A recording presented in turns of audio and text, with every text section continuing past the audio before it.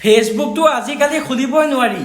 খুলিলে ফুলৰ মৰম গছৰ মৰম দিয়া আৰম্ভই হৈ যায়। আৰু আজিকালি বেছিভাগ বোৱাৰীয়ে হৈছে কণ্টেণ্ট ক্ৰিয়েটৰ। মিনিংলেছ ভিডিঅ'বিলাক বনাব, আতগুৰি নথকা ভিডিঅ'বিলাক বনাব। আৰু কিছুমান হৈছে একদম ফুড লাভাৰ, ফুড ব্লগাৰ বুলি ক'ব পাৰি।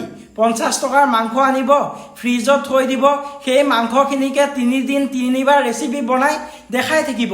তাৰপিছত ক'ব আমাক বোলে ছাপোৰ্ট কৰক। কিহৰ ছাপোৰ্ট কৰিব লাগে? তহঁতি মাংস আনিছ, তহঁতি বনাইছ, তহঁতি খাইছ, আমি চাই কি কৰিম? আমিওতো মাংস খাওঁ, আমি দেখাইছোঁ নেকি? তাৰপিছত কিছুমানে ক'ব আপোনালোকৰ অবিহনে মই বোলে আধৰুৱা। কিহৰ আধৰুৱা?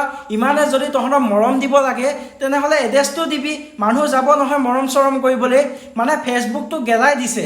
আৰু মই এটা কথা বুজি পোৱা নাই, কোনে কৈছে যে বোৱাৰীবিলাকক ফেচবুকৰ পৰা পইচা পায়? চব বোৱাৰী আজিকালি আহিছে, আৰু যোনে ভিডিঅ' চিডিঅ' বনাব নোৱাৰে সেইবিলাকে ফটো দিব। আজিকালি ভাত খোৱা মাছ খোৱাটো বাদেই দিয়ক, আজিকালি সকলো সীমাই চেৰাই গৈছে। সকলো ফালে মানে অশ্লীলতা বাঢ়ি গৈছে, খালি ফেচবুকৰ পৰা পইচা পাবলৈ। আৰে ইমান পইচা নিদিয়ে তহঁতি যিমান ভাবিছ। ধেত, এইবিলাক বন্ধ কৰিব লাগে আৰু বহুত বেছি হৈছে। আপুনি কি ভাবে কমেণ্ট ছেকশ্যনত জনাব নাপাহৰিব।